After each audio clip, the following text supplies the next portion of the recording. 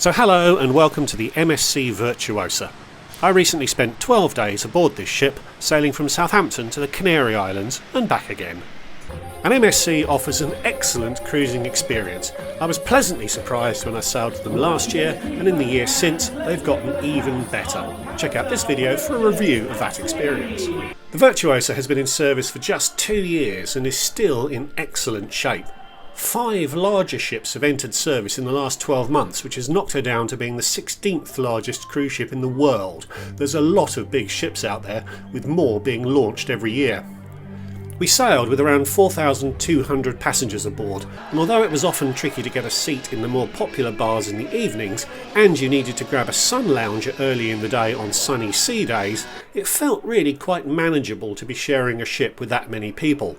Until we tried to get off, which was the exact moment Border Force decided to throw their weight around to slow everyone down. Check out this video for that story. In this video, I'll attempt to make a ship tour video that is actually interesting to watch, and I'm going to stick with my strategy of presenting it in a day in the life format. So if you'd like to see what spending a day on the MSC Virtuosa is like, stick around. Hi, I'm Matt, and I love cruising. I love the ships, the places you visit, the entertainment, and every now and again I'll also enjoy a drink. So subscribe, and you might pick up some hacks, hints and tips to make your next cruise better. Your day will start in your cabin, and you may well have a hangover, as MSC's parties are a big part of the entertainment experience and can go on into the wee small hours. I reviewed a cabin like this one last year, which you can find here. Even without a hangover, you'll probably be hungry, so breakfast is calling, and as always, let's pretend it's a sea day, so you have no port outside luring you off the ship. You can have room service, although it's always best to have put in an order before going to bed. Hey, the breakfast delivery can double up as your alarm call. The main dining room will be open, and was a good experience for us, but most people keep it simple and head for the buffet. The Virtuosa's buffet isn't the best designed. The serving areas are all flat fronted rather than being podiums, so queues can form, particularly at breakfast when it can be busy and the elements of the traditional fry-up are only offered from a couple of spots. But the food quality and the variety was good, some of the best bacon I've had. And if you head to the back of the buffet area, there are more serving spaces, including an omelette station, which is quite well hidden. After breakfast, you may be wise to go and grab a lounger by the pool. Indeed, you may have wanted to grab one on the way to breakfast, but let's save that for the afternoon and go explore the ship. The focal point is the Galleria Virtuosa, a 2-storey space in the centre of the ship where most of the shops and amenities are located. The design separates you from the ocean outside, which I always think is a bit of a shame, as I like to be reminded that I'm at sea, rather than in a shopping mall. Although the massive ceiling feature does add something to the space that other ships lack.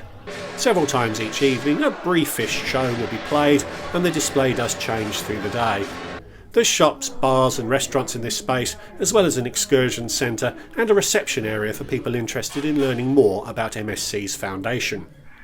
Just above the theatre on deck 9 is a very large spa, although I didn't manage to blag my way in on either cruise to be able to film any of it.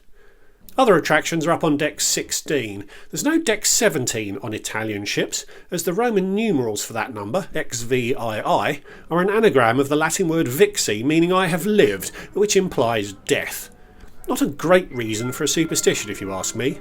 There is a deck 13 though, and none of the potential reasons why the number 13 is considered unlucky seemed particularly plausible to me.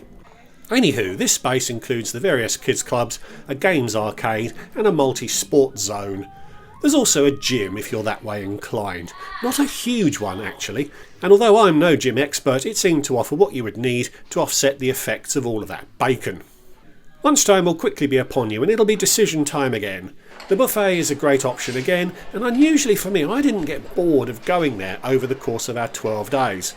Good salads and pastas give you some interesting options. There is a burger, hot dog and pizza buffet close to the pool, although I didn't love the food on offer there, the one place on the ship where I wasn't overly impressed with the food.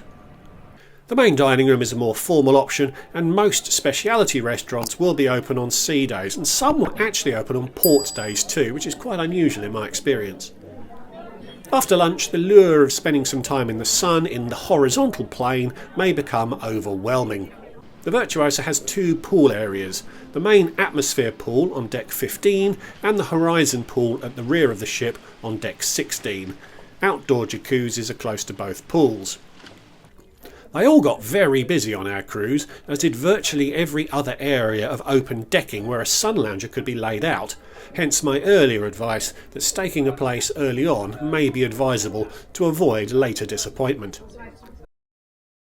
If the weather isn't great, there is also a solarium which houses a pool and 4 jacuzzis. There's a couple of seating options in this space, including some lounges upstairs, but overall it's perhaps not optimised for maximising the number of people who can settle in comfortably here, which is another way of saying it gets really busy when the weather's not great, and denser seating would allow more people to enjoy the space. The Virtuosa also has a water park, the Savannah Water Park, up on deck 19. Last year the weather was a bit grim, so I never got the chance to try out the slides, and although the weather was okay at the start of this year's cruise, I'd expected it to get better and better the further south we went. But it didn't, sadly. Indeed, it was quite brisk up there when we reached the Canary Islands, and so once again I missed out on the slide experience. It all looked pretty good though. Hey, it gives me a reason to book the Virtuosa again. The coming of the afternoon will also mark the sun's passage over the yard arm, so it's probably time for a drink. There's a bar by each of the 3 pools, although not as many strolling servers as you might want or expect. The waiter service was actually best in the solarium in our experience, which was a bit of a surprise, but with a mostly British clientele, the queues for the bar were extremely orderly. If you've picked or been allocated the early 5:30 sitting for dinner, you'll have to drag yourself away from the pool a little earlier than you might find ideal to get ready for the evening and to perhaps have a cheeky snifter before dinner. There's quite a few options for pre-prandials. Our favourite was the Sky Bar, which offered good views of the pool and any football being shown on the big screen. It's up the same end of the ship as the main dining room too, which minimises the length of the commute. Other choices are the Virtuosa bar back down on deck 6. Indeed, a 5 PM cocktail before dinner is possibly the best way to enjoy this bar, as it was a focal point of the evening entertainment and got really busy later on. The Masters of the Sea pub has one of the best draft beer offerings I've seen on a ship, and the Infinity bar down on deck 5 is also a pleasant option. Dinner time! The buffet will be an option again, although 3 visits in one day may be one too many. The main dining room, or more accurately one of the 4 main dining rooms, is the traditional option, and a very good option it was too. We enjoyed excellent food on each of our visits, and plenty of it too. Good portions, and the waiters will be happy to oblige if you can't decide between starters, so decide to have both. Great service too. I'm yet to experience any of the luxury cruise lines, but I think this was comfortably the best dining experience I've had on a ship. 2 formal nights over the 12 nights we were aboard, both on sea days. MSC calls them elegant nights, and there's no real need to be too bothered about dressing up if you don't want to, although most people did. The speciality dining rooms are also worth a look. There's 5 on the Virtuosa. Indochine is French-Vietnamese fusion cuisine, really excellent too. Hola Tacos is an all-you-can-eat Mexican concept. I've not been there, but I have been really tempted. There's teppanyaki and sushi options, both branded as Kaito, and the Butcher's Cut is marketed as an American steakhouse, which is a bit of a shame. The food was pretty good there, but it's not an American steakhouse experience. After dinner, there's still a few bars left to hit. The Atelier bar, adjacent to the Indochine restaurant, is a French cocktail concept, which was really excellent. Great cocktails, good live music, and the cocktail making by the bartenders is a show in its own right. One of the best bar teams I've ever seen, and I've seen a few. Across from the pub is the TV studio and bar, which we never really visited, but it hosted karaoke most nights. And there's also a Starship bar, where a very forlorn and unloved robot will make you a cocktail, if you pay him to do so, as his concoctions aren't included in the drinks package, which probably explains why I never saw anyone using the robot's services, hence their forlorn and unlovedness. It's a bit of a shame really, and I'm sure MSC is looking at it, as the bar occupies some really prime real estate by the central atrium. With 4,200 passengers aboard, 3 nightly shows were offered in the main theatre. There's about 900 seats, so with that many aboard there's the potential for lots of people to be disappointed by not getting a seat. Indeed, a booking system was in place and did seem to be enforced, although I wasn't 100% convinced that the handsets the team were using to scan our cards were actually working. We generally arrived around 15 minutes before the show and had no issues getting good seats. No drink service in the theatre, which isn't too much of an ordeal, as the shows are only 40 minutes long at most. I talk about the entertainment in my review of the cruise, but over 12 nights we enjoyed 5 production shows and 7 shows from guest entertainers, and we did enjoy all of it. We also visited the secondary performance venue this time, which is the Carousel Lounge on Deck 7 at the rear of the ship. Again, I talk about it in my review of the cruise, but it was quite good fun and probably is worth the additional fee.